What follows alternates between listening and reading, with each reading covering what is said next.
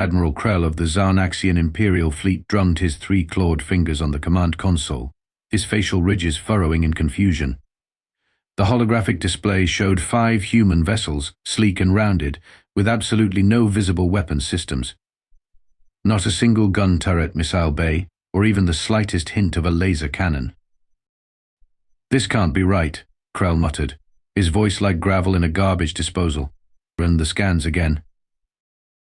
Lieutenant Grok, his scanning officer, bobbed his bulbous head nervously. "Sir, I've run the scans 7 times now. The results are consistent. These human ships appear to be completely unarmed. Impossible. No species crosses the void between stars in defenseless vessels."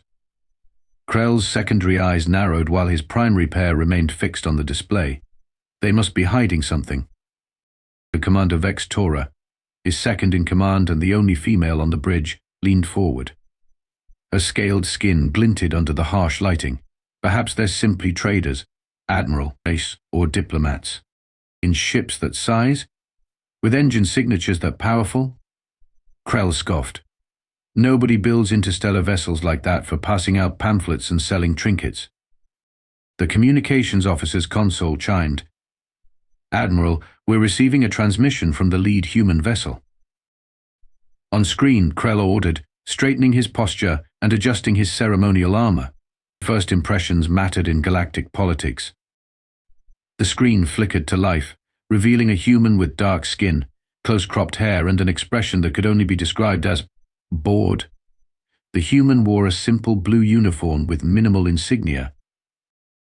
"This is Captain Morgan Daniels of the Earth vessel Casual Friday. Greetings, Zarnaxian ship. Nice neighborhood you've got here. Mind if we park for a bit?" Krell blinked all 4 eyes in succession. Was this some kind of joke?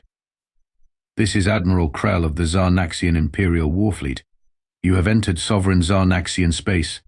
Identify your purpose immediately." Captain Daniels took a sip from what appeared to be a steaming mug, then smiled. "Just passing through, making new friends. You know how it is. First time meeting you folks. Thought we'd say hello." "Your vessels," Krell pressed. "They appear to be unarmed." Daniels raised an eyebrow. "Do they? Anyway, we'd love to chat more. Perhaps arrange a face-to-face? Our diplomatic team makes a killer canapé spread." He pronounced diplomatic with a peculiar emphasis that Krell couldn't quite decipher. As the transmission ended, Krell turned to his bridge crew. "Either these humans are the most foolish species we've ever encountered, or they're hiding something significant. Prepare a delegation. We'll meet these canapé makers." Vex'tor leaned close and whispered, "Sir, do you think it wise to dismiss them so quickly? There's something odd about their casualness." "Precisely why we'll play along," Krell replied. "Never underestimate an adversary, even one who appears to be flying space buses without so much as a pea shooter attached." The meeting chamber aboard the Zarnaxian flagship Inevitable Conquest had been prepared according to standard first contact protocols.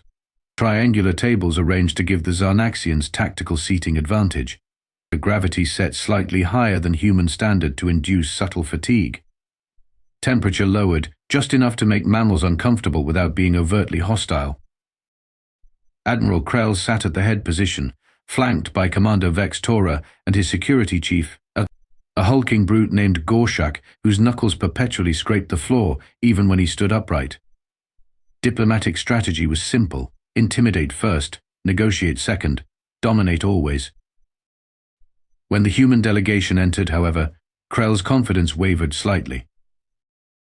Captain Daniels led the group, still carrying that ridiculous mug. Behind him walked a tall, thin human with spectacles who was introduced as Dr. Theo Franklin, Chief Science Officer, and a stocky, red-headed woman introduced as Commander Heidi Blackwell, Strategic Operations. A fourth human, short and with a permanent smile, was simply introduced as Jack. No last name. Just Jack. "Love what you've done with the place," Jack commented, running a finger along one of the ceremonial battle axes mounted on the wall. "Very compensatory." Krell ignored the comment, which his translator failed to contextualize anyway. "Captain Daniels, your presence in Zarnaxian space is unprecedented. No other species has approached our borders without prior arrangement in over 3 centuries. Well, we're new to the neighborhood, Daniels replied, settling into a chair designed to be uncomfortable for non-Zarnaxians, but somehow managing to look perfectly at ease. Thought we'd introduce ourselves the old-fashioned way. In person. Vex'tor leaned forward. With unarmed vessels? That seems reckless. Does it? Dr. Franklin chimed in, adjusting his glasses. Interesting perspective. We find that weapons tend to complicate first impressions. As they should, Gorshak growled. A species without defensive capabilities won't survive long in this sector. The Tralaxians alone would strip your ships for parts before you could say we come in peace. The Tralaxians, Commander Blackwell said, examining her nails casually. 4 armed, exoskeletal types? Fond of raiding? Yeah, we met them last week. Lovely conversation. They're giving us a wide berth now. A momentary silence fell across the Zarnaxian side of the table. Krell cleared his throat. You encountered the Tralaxian horde and had a conversation, without weapons. Oh, we didn't say we don't have weapons, Jack interjected cheerfully. Just that our ships don't have visible weapons. There's a distinction. A semantic one. Vex'tor countered. Maybe. Daniels shrugged. Anyway, we're here to establish diplomatic relations, share cultural insights, trade, the usual interstellar civilization stuff. For the next hour, the conversation meandered through topics of trade potentials, cultural exchanges, and territorial boundaries. Throughout, Krell noticed the humans never once appeared concerned about their safety, despite being in the heart of a Zarnaxian warship. Either they were fools, or they knew something he didn't. As the meeting concluded, Krell couldn't resist one final probe. Your species is either remarkably brave or remarkably naive, Captain Daniels. Most would consider it suicidal to approach a warrior civilization like ours without obvious means of defense. Daniels smiled that infuriating, laid-back smile again. Admiral, where we come from, the most dangerous predators rarely advertise their capabilities. Take the platypus from Earth looks like a cobbled-together joke, but has enough venom to drop creatures 10 times its size. Are you comparing your species to a platypus? Krell asked incredulously. Nah, Daniels replied, standing to leave. Platypuses are much cuter. We're something else entirely. As the humans departed, Vex'tor turned to Krell. They're hiding something, sir. That one called Jack barely spoke, but was scanning our ship with something in his pocket the entire time. I know, Krell replied quietly. Maintain surveillance on their vessels. I want to know what they're concealing. 3 Zarnaxian days after the diplomatic meeting, Krell was awakened from his hibernation cycle by an urgent alert. Stumbling onto the bridge, still pulling on his ceremonial armor, he found chaos.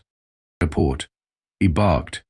Vex'tor turned from the main display. Sir, a Quillian raiding party has entered the system, 3 combat vessels, heading directly for the human ships. The Quillians' notorious scavengers known for targeting technologically superior ships, stripping them down, and selling the components on the black market.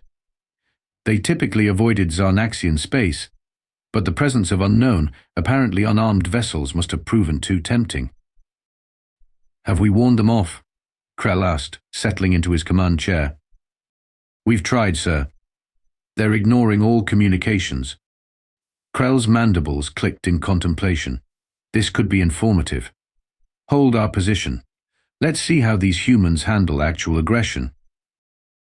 On the display, the 3 Quillian ships, spiky, asymmetrical vessels bristling with obvious weaponry, approached the human flotilla rapidly. The humans had arranged their 5 ships in a loose formation that made no tactical sense to Krell's trained eye. Sir, Grok called from his station. The humans are hailing the Quillians, and us, in 3-way communication. Put it through. Captain Daniels appeared on screen, this time without his mug. He looked slightly annoyed, like someone whose nap had been interrupted. Admiral Krell, I see we have some uninvited guests. Friends of yours? Quillian raiders, Krell explained. Scavengers and thieves. They typically prey on undefended vessels. Like ours, you mean? Daniels sighed. Great. Excuse me a moment. He turned away, speaking to someone off-screen. Jack, how many warnings are we legally required to give under the Geneva Conventions? An off-screen voice responded, 3, but technically we're not at war, so… Right. Let's do one then. Keep it simple. Daniels turned back. Admiral, I'd suggest having your sensors ready. This might be educational. Before Krell could respond, Daniels opened a channel to the Quillian vessels. Approaching ships. This is Captain Morgan Daniels of Earth. You're on an intercept course with our vessels. Please alter your trajectory and state your intentions. This is your only warning. The Quillian response was immediate and predictable, a barrage of energy weapons fire directed at the lead human ship. The bolts of plasma should have torn through any unshielded hull. Instead, they vanished. Simply disappeared about 10 meters from the human vessel's surface. What just happened? Krell demanded. Unknown, sir. Grok replied, frantically working his console. The energy signatures just dissipated. On screen, Daniels looked genuinely disappointed. Well, we tried diplomacy. He glanced off screen again. Heidi, you're up. Standard deterrent package, please. Try not to vaporize them. What happened next would forever change Zarnaxian understanding of human technology. From the seemingly smooth hull of the human ships, thousands of microscopic ports opened simultaneously. A wave of what appeared to be silver liquid erupted from each vessel, forming an intricate, flowing pattern in space. The liquid, if it was liquid, surrounded the nearest Quillian ship in seconds. Where it touched, the Quillian hull simply ceased to exist, not exploded, not melted, but disappeared as if it had never been. Within 15 seconds, the Quillian vessel had been reduced to its structural framework, all weapons, shields, and propulsion systems cleanly removed. The ship drifted, powerless. The remaining Quillian vessels immediately reversed course, accelerating away at maximum speed. Should we pursue? Commander Blackwell asked Daniels on the still-open channel. Nah, let them go. Best advertising is word of mouth. Daniels turned back to the Zarnaxian communication. Sorry about the mess, Admiral. We'll clean up that stripped vessel if you'd like. Krell could only stare in stunned silence. No rush on a response. Daniels added pleasantly. It's a lot to process. Daniels out. As the screen went dark, Vex'tor voiced what everyone on the bridge was thinking. By the infinite void, what did we just witness? Krell's claws dug into the armrests of his command chair. I want every scanner we have focused on those ships. Now.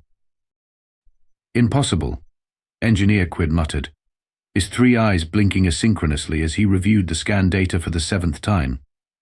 This defies all known principles of materials science. Admiral Krell loomed over the diminutive engineer in the flagship's laboratory. Explain it again. In terms even a hatchling could understand. Quib sighed, pulling at his face tendrils nervously.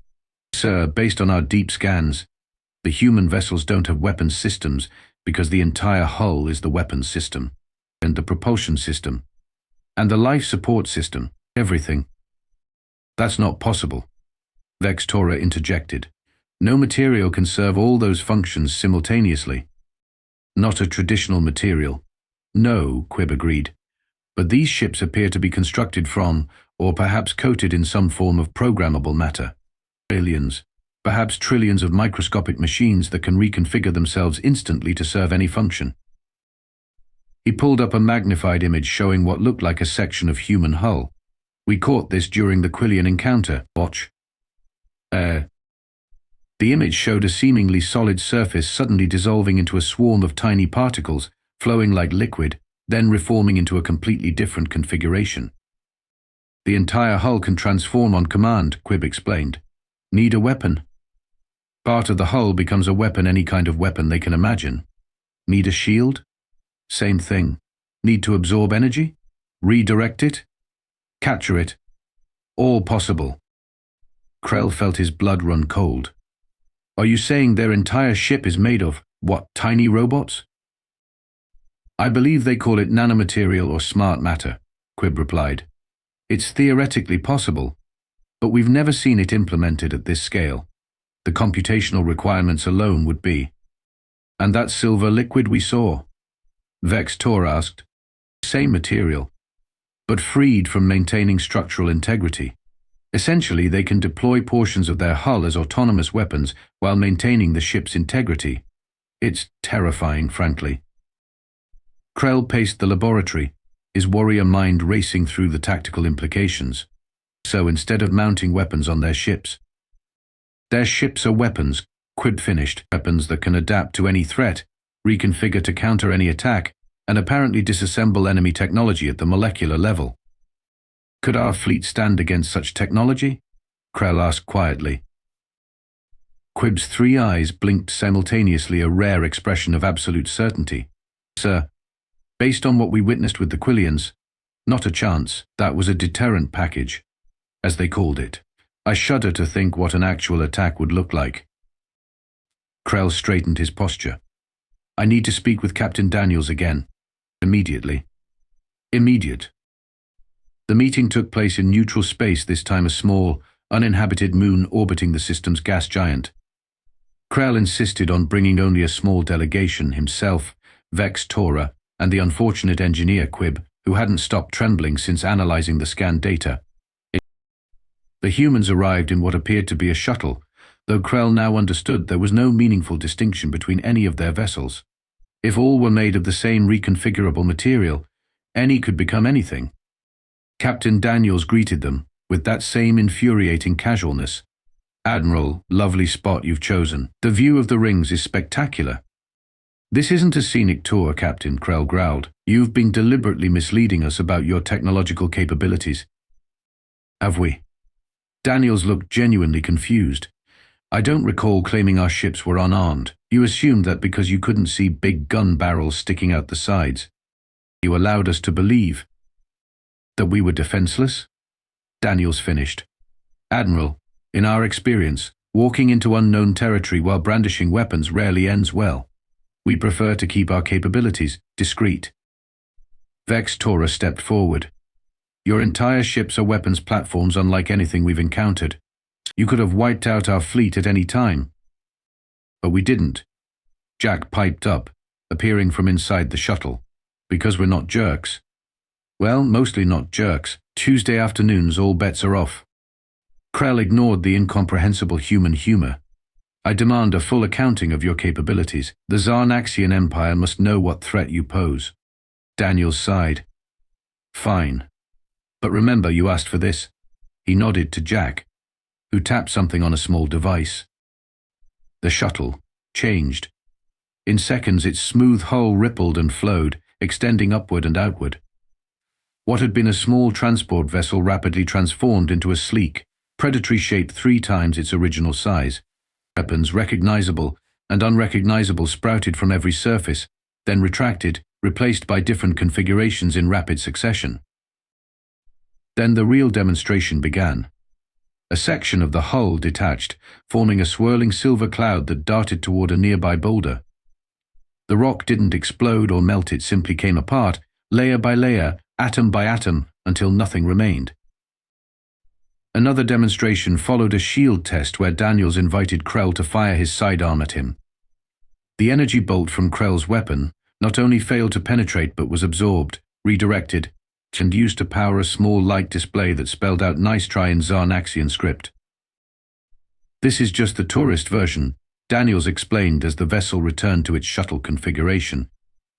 The full capabilities are, well, let's just say we once had to deal with a small moon that was harboring some particularly nasty autonomous weapons. That moon isn't there anymore. Engineer Quib made a small, strangled sound and sat down heavily on a rock. Why? Krell finally asked. Why build ships this way? Daniels shrugged. Efficiency. Adaptability. You mount a specific weapon, you're limited to what that weapon can do. Make your entire ship adaptable at the molecular level, and you can respond to any threat, known or unknown. But the power requirements. Significant, Daniels acknowledged. But when your hull can also serve as a power collection and storage system, drawing energy from literally anything around it, that becomes less of an issue. You realize, Vex'tor said slowly, that this technology makes you the most formidable military force in this sector, possibly in this quadrant. Yeah, Jack chimed in cheerfully. Isn't it neat? But seriously, we'd much rather trade recipes than weapons fire. Humans make amazing cookies. Has anyone told you about cookies yet? Life-changing. The diplomatic negotiations that followed lasted weeks, but proceeded much more smoothly once the Zarnaxians abandoned their initial posture of superior force. Admiral Krell found himself increasingly fascinated by human technology and culture, particularly after learning that the nanomaterial comprising their ships had originally been developed not for military purposes, but for environmental cleanup. You created planet-destroying technology to pick up trash, he asked Captain Daniels during one of their now regular discussions. Essentially, yes, Daniels confirmed. Confie. The nanites were designed to break down pollutants at the molecular level, converting them into harmless or useful components. Military applications came later, after the Tralaxian incident, which you still refuse to elaborate on, Krell noted. Let's just say they made certain assumptions about our capabilities that proved costly for them. Daniels smiled enigmatically. Much like you did, Admiral, though you were wise enough to investigate before acting. The Zarnaxian High Command had initially pushed for aggressive containment strategies against the humans, but Krell had convinced them otherwise. A species that can turn entire planets into weapons platforms is not one we want as an enemy, he had argued. But better to have them as trading partners than as existential threats. In the end, treaties were signed, trade routes established, and cultural exchanges initiated. The humans gained access to Zarnaxian star charts and historical archives. The Zarnaxians received limited nanomaterial technology for medical and environmental applications, strictly non-military. As the human fleet prepared to depart for their next diplomatic mission, Krell stood with Daniels in the observation lounge of the inevitable conquest. You know, Krell mused, watching the sleek human vessels through the viewport, in Zarnaxian culture, weapons are displayed prominently. They're symbols of power, deterrence against aggression. In human history, Daniels replied, the most dangerous predators rarely needed to advertise their capabilities. The truly lethal ones often looked completely harmless until it was too late. A lesson my people have learned thoroughly, Krell acknowledged. There's already a new saying spreading through the fleet, never poke the monkeys. Daniels laughed. I like that, though technically we're apes, not monkeys. The distinction is lost on most Zarnaxians, Krell admitted. Though I suspect few will be concerned with taxonomical accuracy when retelling the story of how 5 unarmed ships could have reduced our entire fleet to component atoms. We wouldn't have, you know, Daniels said seriously. That's not who we are. Not anymore anyway. Perhaps, Krell replied. But it's certainly comforting that you don't have to advertise your weapons. Because our ships are weapons, Daniels finished with a smile. Exactly. Now, about those cookies I promised. The two commanders, one reptilian, one mammalian, walked together toward the ship's commissary, discussing the universal appeal of baked goods while their respective fleets prepared for a future neither could have imagined just weeks before. And throughout Zarnaxian space, a new axiom quickly became standard inclusion in military training. When you can see an enemy's weapons, you know their limits. When you can't see their weapons at all, that's when you should be truly afraid.